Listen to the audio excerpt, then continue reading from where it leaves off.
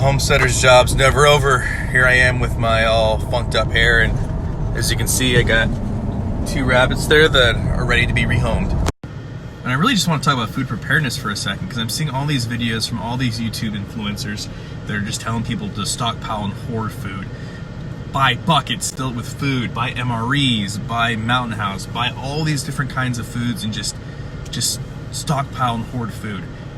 And like I said, those of you that know me and have watched this channel for any significant amount of time, that's not a message that I'm going to give you guys. I'm not going to give you guys this fear porn. I'm not going to tell you how woke I am and how something's different in the air, guys. I can feel it. Here's the thing, man. The air is always going to feel weird. If you abide by a principle of fear and fear mongering, there's always going to be a conspiracy to chase. There's always going to be a weird feeling in the air. With that being said, do I believe that it's good to be prepared? I do. Am I a prepper? No, I'm not. I'm not a prepper. But that doesn't mean that I don't take, preparedness seriously, because being prepared and being a prepper are not the same. I don't know if you know that, but they actually are very different. I believe in being prepared, but I don't believe in going to the store and hoarding a bunch of food is the way to do it. And so everybody has to find their own way, but I will tell you how I am adapting and how I am being more food secure in the future, and it's kind of exciting. So this is my new project. So as you can see, I have a dozen standard, slow-growing, original Cornish cross. And so it's kind of funny, they're actually called slow-growing Cornish cross, not that they're slow growing, but they grow normally. So they're not genetically modified to grow extremely fast. They are just a standard chicken with no added commercial modifications. They are just, like I said, the way Cornish cross are meant to be.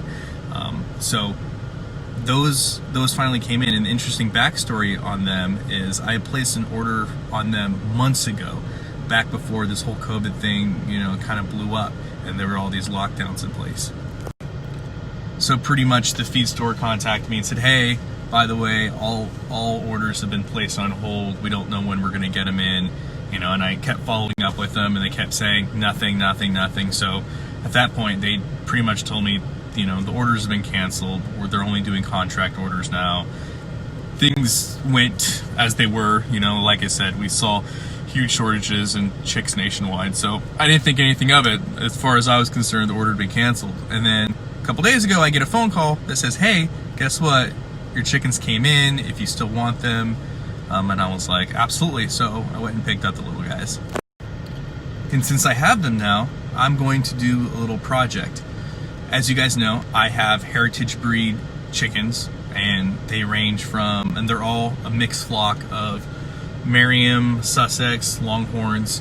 And so I basically have taken the best dual purpose chickens that I can find, and I've pretty much made a mixed flock of very productive dual purpose chickens that produce a lot of eggs and have great table quantities. What I'm wanting to do with these chicks is I'm going to keep a few roosters, and I want to incorporate those genetics into my mixed breed flock.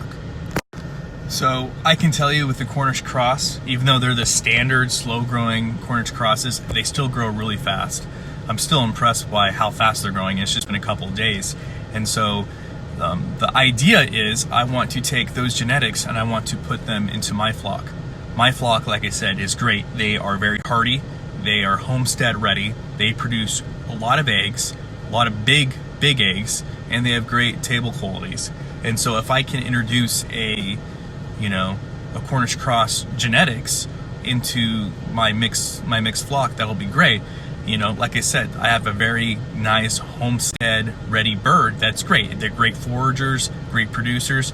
So if I can take some of the Cornish cross genetics that I find to be very appealing, such as growth rate and size, and introduce it into my flock, I can start creating a better chicken for the future. Because like I've already mentioned in my heritage breed video, I was put in a position where I needed to produce food. And so what did I do? I went around and I started getting different heritage breed chickens from around the area, and I'm producing my own homestead bird here that is great for what I want it for. And I'm wanting egg production and I'm wanting good meat production. And so, you know, this year has been proof that I can't depend on the system for that. The system totally fucked me in that regard. And so I don't want to depend on the system. So I started incubating my own eggs, and you know, everything has been working out, God willing. I've been very blessed. And so now that I have the Cornish cross that have come in, I want to take those genetics and I want to see where I can go with it. Because at the end of the day, I don't want to be dependent on the feed store. I don't want to be dependent on the system. And since I do take preparedness seriously, part of that is growing my own food, being sustainable. And so it's behooves me to grow better food, grow more robust food, grow more hardy food, grow more productive food, grow more sustainable food. And so that's what I'm doing. You know, I can keep doing the same thing, or I can make myself better. I can do the things. I can make I can have my actions mirror my beliefs. You know, and that's what I'm encouraging you guys to do. Yes, anybody can go to the store and stockpile food. But how about you reinvent yourself? How about you do everything you can to make what you have already better? You guys are smart. You guys can be producers. You guys are smart individuals that have the ability and know-how to be great. I don't know if you can see that little guy right there. There's his little beak in the corner. That's a better view of him. But yeah, our incubator. Day 20, so they're starting to hatch. Like I said, nothing goes to waste here. The turkeys are already making quick work of the scraps I'm giving them. So we're gonna give this all to our flock. What are you guys doing in here? Causing trouble, mischief, aren't you? Yeah, I got some beautiful chickens. Hanging out with the sheep, are we? They know nighttime's coming, and that's when they know they're gonna get food, so here you guys go.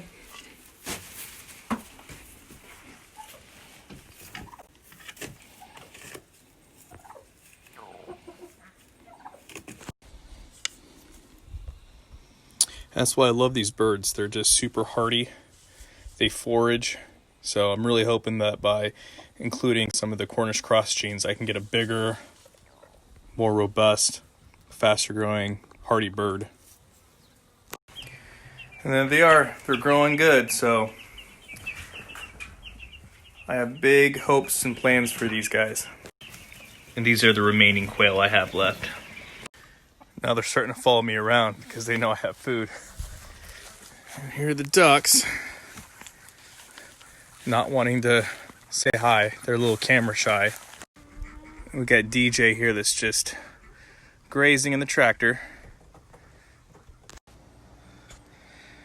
That's what they do every night. The ducks and chickens, they start to all come together before they make their way into the coop. So it's super exciting. It's getting to that point of the night. So yeah, I here on the homestead am trying to reinvent myself. I am trying to take what I have and make it better. And that's what food preparedness is to me. It's not just stockpiling things. It's taking what I have and making it better. Making my animals more hardy. Making them bigger, stronger, more robust. That's where I'm at. And so I encourage you guys. Yes, you can go to the store. You can always buy more stuff. But use what you got. Have your actions mirror your beliefs. Because at the end of the day, I don't want to be liquidating assets, okay? I want to be able to go out to my farm, go out to my homestead, grab an animal, feed my family with it. I want to go to my garden, pick some vegetables, fruit, produce, and feed my family with it.